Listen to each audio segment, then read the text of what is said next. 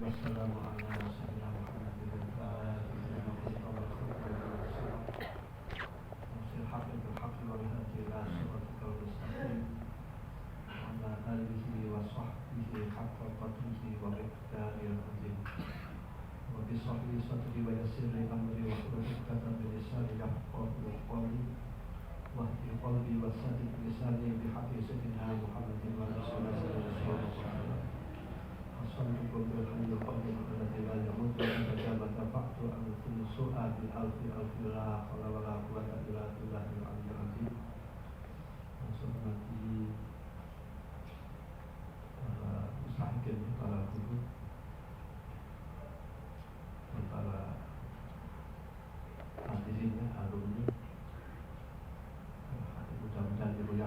Amin amin.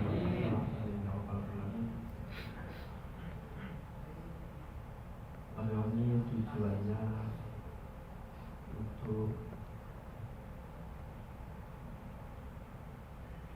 mengingat aspek sedikit pembaharuan yang mana bila mana pandangan kita luntur terhadap pesantren dan kita jauh dari teman atau ulama atau guru-guru kita, maka dengan doa ini supaya kita ingat terhadap pesantren, guru-guru kita dan kawan-kawan kita, dan supaya membuatkan mahabbah atau simpati. Dengan arti pula tujuan dari oli yang penting diantara yaitu supaya anak-anak kalian dididik di pesantren. Bila mana kalian jauh dari orang-orang soleh, maka supaya dirubah menjadi dekat kepada orang-orang soleh. Mahabbah dengan orang soleh. Coba murahnya firman-Nya Allah. Banyak cerita-cerita orang yang mahabbah terhadap orang-orang soleh. Di dunia buahnya orang tersebut oleh Allah diberi anak turun yang solihun wa solihah. Amin amin. Oleh Allah diberi zuriatan solihah ini di antara buah di dunia. Buah di dunia pula kita mencari baiknya. Ataupun buah di akhirat, maka harapan kita mahabbah dengan orang-orang solihin, kita dikumpulkan oleh Allah bersama orang-orang solihin di jannah. Dengan janji Rasul, kalau Rasulullah SAW, janji Allah memberikan pada Rasulullah oleh al-mar'u ma'a man ahab.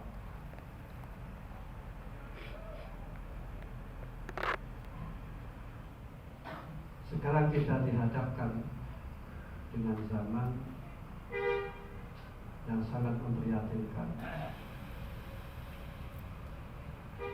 Misalkan saja sekarang pergaulan bebas merajalela,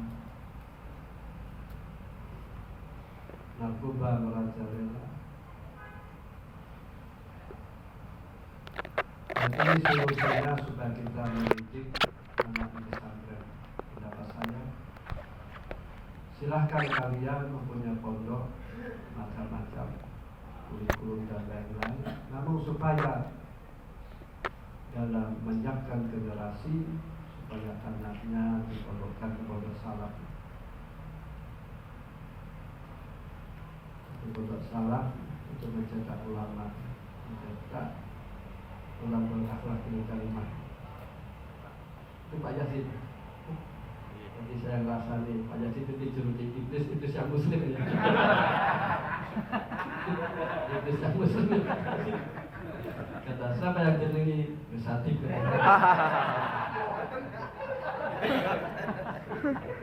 Itu tidak rasa. Jadi iblis muslim ya Pak Yasin.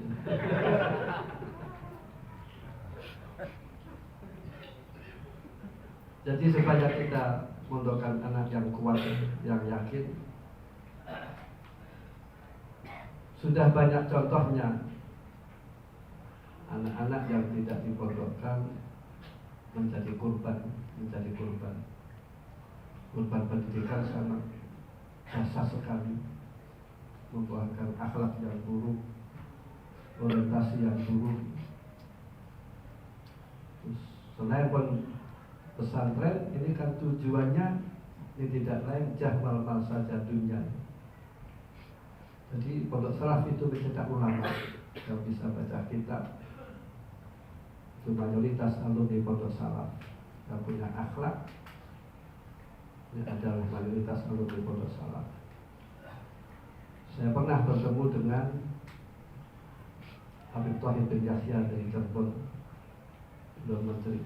Terus saya tanya, saya kira awal habaib yang mondok di Lirboyo yaitu Habib Usman, kakak beliau, dan Habib Hud dari Babakan, dan Habib Thahir pernah, namun tidak lama di Lirboyo.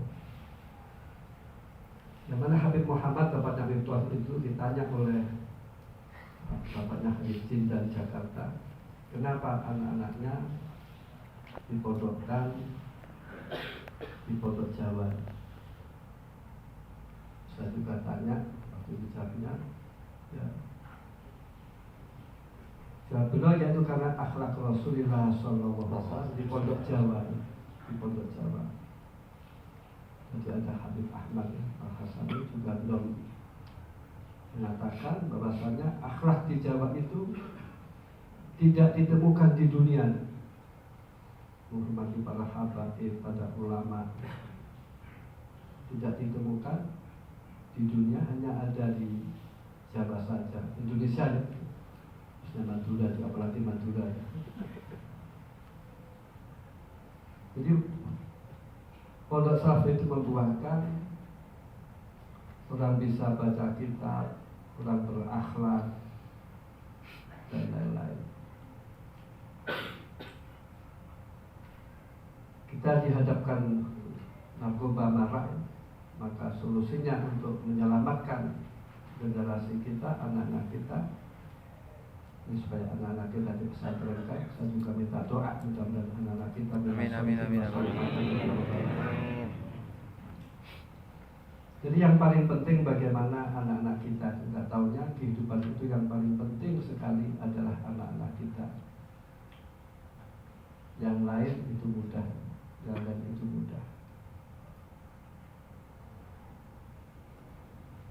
Sebab logikanya, apa yang dilakukan oleh orang tua, ini orang tua akan berharap yang meneruskan anaknya, tidak ada lagi. Maka supaya kalian mendidik anak perhatian, ya silahkan orang sekolah umum silahkan, namun silahkan orang lain saja. Sekali pendidikan itu meleset, ini dampaknya ke anak turunnya juga meleset.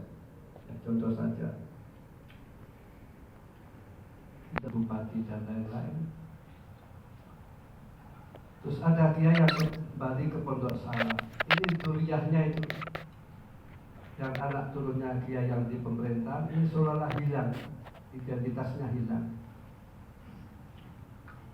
pakaiannya, akhlaknya, dan pasangan hidupnya. Maka kadang-kadang pejabat-pejabat itu kadang-kadang nasabnya itu, atasnya itu orang soleh, kemudian anak-anaknya sudah pernikahan, sudah silang tidak karuan. Inilah dasarnya pendidikan. Namun yang aman, anak-anaknya yang solihun dan solihat ini yang hidup di pesantren, Satu al-afdol al-istighol bil ilmi, sebaik-baiknya orang sibuk dengan ilmu, diamalkan dan diajarkan. Dan juga orang mulang itu ada sirul minal asrar, ada rahasia-rahasia. Jadi kan ada cerita di dalam kitab Taklim wa Muta'alim, ada seorang syekh, ini bila mana mulan maka santrinya didahulukan, takdimul talamid alal aulad. Sebab santri itu datang tujuannya mengaji jauh-jauh. Maka syekh ini memperhatikan kepada santrinya, mendahulukan santrinya. Sayangnya itu terhadap santrinya melebihi terhadap anak-anaknya. Umumnya orang kan anaknya lebih sayang. Namun barokahnya saya itu isharul talamid wa ala auladih, ini barokahnya anaknya dijadikan oleh Allah minal ulama'il amilin. Di antara faedah mulan, maka kiai-kiai yang mulan itu biasanya anak-anak itu minas solihin wa solihah. Nanti bandingkan, maaf, ada kiai yang tidak mulan, misalkan sibuk di politik, di siasat, anaknya bagaimana? Kiai yang aktivis di organisasi terus meninggalkan mulan, nanti anaknya bagaimana?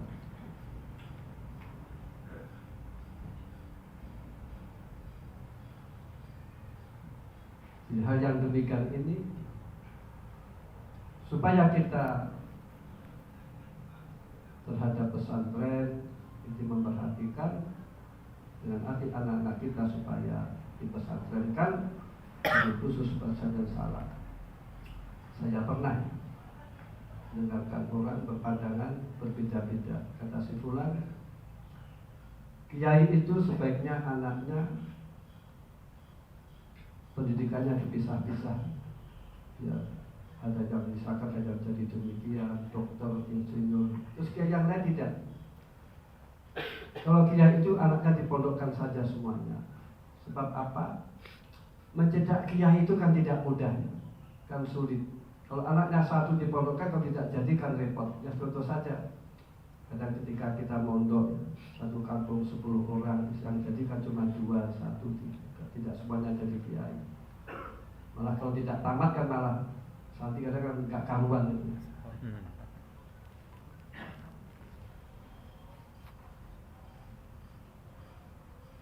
Atas yang lain, sebaiknya anak-anaknya dipesantrenkan semuanya. Kalau difanfankan ya silahkan, ada fan fikih, fan tafsir, fan hadis, misalkan saja. Kata beliau, lebih baik kita mentarbiyah atau menundukkan atau mentobatkan orang yang sudah jadi dokter supaya Islamnya baik, insinyur supaya Islamnya baik, hijabnya demikian.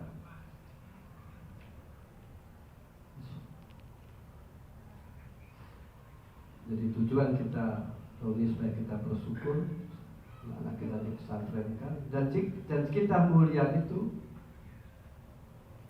sebab di antara jasa guru-guru kita, sampai kedua orang tua, jasa guru kita. Yang mana ketika kita belum mondok, kita jahil, kita dalil, kita ingat, kita mardud, orang bodoh kan ditolak, kita majhul, tidak diketahui, kita tolib, kita mencari. Namun ketika orang yang mencari ilmu itu berhasil, yang aslinya hina menjadi mulia, yang tolib menjadi makhluk, dan mardud menjadi makbul, yang majhul menjadi makhluk, ini kan jasa guru-guru kita. Jadi supaya disyukuri nikmat-nikmat yang demikian, disyukuri nikmat itu ada kalanya dari Allah, ada kalanya nikmat itu dinikmatkan oleh Allah lewat orang lain. Dan sehingga syukur wasahid wa asyukru, kita mensyukuri lantaran-lantaran ini merupakan syukur kepada Allah Subhanahu wa taala. Qala Rasulullah sallallahu alaihi wasallam, "Man lam yashkurin nas lam yashkurillah."